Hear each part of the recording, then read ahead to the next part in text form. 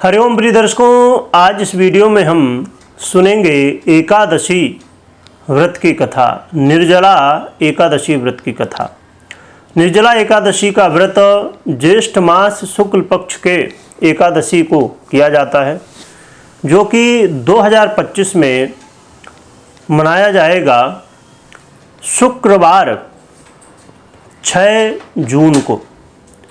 जो गृहस्थ आश्रम वाले हैं वो सभी लोग शुक्रवार 6 जून को मनाएंगे और जो लोग सन्यासी हैं उनके लिए 7 जून को मनाने का विधान है। तो सभी गृहस्थों को भगवान विष्णु की एकादशी माता की पूजन, कथा श्रवण और संकीर्तन इत्यादि करना चाहिए।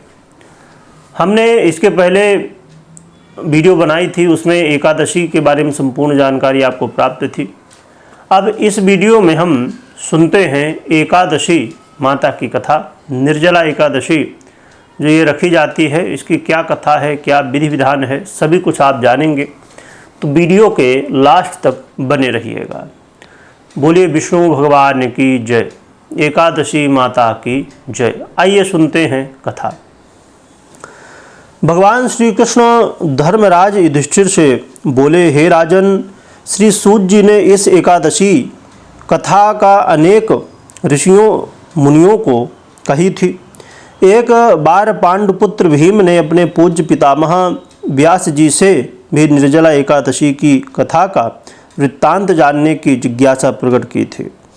सभी शास्त्रों व वेदों के मर्मज्ञ वेदव्यास जी कहते हैं, ज्येष्ठ के शुक्ल पक्ष और कृष्ण पक्ष, इन दोनों ही पक्षों की एकादशियों के व्रत में भोजन नहीं करना चाहिए। द्वादशी को स्नान आदि से पवित्र होकर भगवान केशव की पूजा करके सबसे पहले ब्राह्मणों को भोजन करवाना, अंत में स्वयं भोजन करना चाहिए। भीमसेन कहने लगे, परम पूज्य पितामह, मेरा निवेदन सुनिए। मुझसे भूख सही नहीं जाएगी। मैं विधिवत भगवान की पूजा करके दान भी देता हूँ, परंतु भोजन के बिना एक दिन भी नहीं रह सकता। व्यास जी ने कहा, यदि तुम स्वर्ग लोक को अच्छा और नरक लोक को बुरा मानते हो तो प्रतिमाह दोनों पक्षों की एकादशी को भोजन ना किया करो। भीमसेन कहते हैं, हे पूज्य पितामह, जब एक बार भोजन करके भी मुझे संतुष्टि नहीं होती है, तब उपवास करके मैं कैसे रह सकता हूँ। उपवास करना तो मेरे लिए बहुत कठिन है। मेरे उदर में वृक नामक अग्नि सदा प्रज्वलित रहती है और भोजन करने के पश्चात ही वह शांत होती है। इसलिए जब मैं बहुत अधिक खाता हूँ तभी वह शांत बनी रहती है। इस कारण मैं वर्ष भर में केवल एक ही उपवास कर सकता हूँ। वेदव्यास जी ने कहा, हे भीमसेन, इस एकादशी करने की विधि यह है कि ज्येष्ठ मास में सूर्य वृषभ राशि पर हो या मिथुन राशि पर शुक्ल पक्ष में जो एकादशी हो तो उसका यत्नपूर्वक निर्जल व्रत करना चाहिए। अर्थात वृषभ और सूर्य मिथुन संक्रांति के सूर्य में ज्येष्ठ मास की शुक्ल पक्ष की एकादशी होती है, जिसे निर्जला एकादशी कहते हैं। इसी कारण इसका नाम निर्जला एकादशी पड़ा है। सुबह केवल कुल्ला या आचमन करने के लिए मुख में जल डाल सकते हैं, लेकिन आचमन में 6 मासे जल से अधिक जल नहीं लेना चाहिए। इसके अतिरिक्त और किसी प्रकार का जल वर्जित है। अर्थात व्रत रखने वाले सभी भक्त एवं विद्वान स्त्री पुरुष अपने मुंह में जल न डालें, अन्यथा व्रत भंग हो जाता है। निर्जला एकादशी को सूर्योदय से लेकर दूसरे दिन के सूर्योदय तक मनुष्य जल ग्रहण न करे तो यह निर्जला एकादशी व्रत पूर्ण होता है। उसके बाद द्वादशी को सूर्योदय से पहले प्रातःकाल स्नान करके ब्राह्मणों को विधि पूर्वक सामर्थ्य के अनुसार दान दक्षिणा दे। ये सब कार्य पूर्ण करके जितेंद्रिय पुरुष ब्राह्मणों के साथ भोजन करें। प्रत्येक एकादशी का अपना अलग अलग महत्व है। हे पुत्र, बड़े बड़े ऋषियों महर्षियों ने बहुत से शास्त्रों की रचना की है।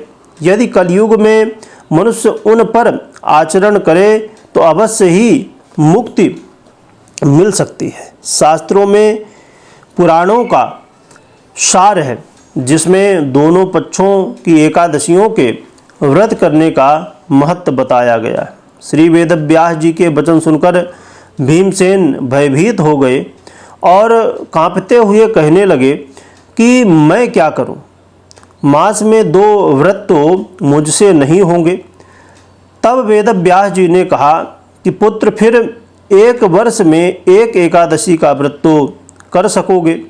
भीमसेन ने स्वीकृति पूर्वक अपना शीश हिलाया। भीमसेन बोलते हैं, हाँ, वर्ष में 1 व्रत करने का प्रयत्न अवश्य करूँगा। यदि व्रती एकादशी को सूर्योदय से लेके द्वादशी को सूर्योदय तक जल ग्रहण ना करे, अर्थात निर्जल रहे, तो उसे सारी एकादशियों के व्रत का फल प्राप्त होता है। इस निर्जला एकादशी का फल 1 वर्ष की संपूर्ण एकादशियों के फल के बराबर होता है।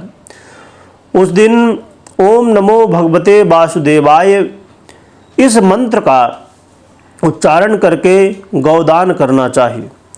इस प्रकार वेदव्यास जी की आज्ञा अनुसार भीमसेन ने इस व्रत को किया। इसीलिए इस एकादशी को भीमसेनी एकादशी या पांडव एकादशी भी कहते हैं। निर्जल व्रत करने के पूर्व भगवान का पूजन कर संकल्प लेना चाहिए। इस दिन जल से भरा हुआ घड़ा वस्त्र से ढककर स्वर्ण आदि के दान के साथ योग ब्राह्मण को देना चाहिए। इससे व्रती को करोड़ पल स्वर्ण दान का फल मिलता है।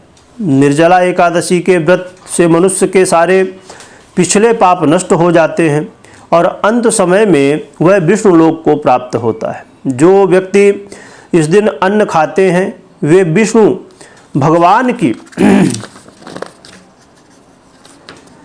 कृपा और पुण्य लाभ से वंचित रहते हैं। अतः हे भीमसेन, श्रद्धा पूर्वक इस व्रत को करने वालों को भगवान का पूजन, गौदान, ब्राह्मणों को मिष्ठान, दक्षिणा तथा जल से भरे कलश का दान अवश्य करना चाहिए।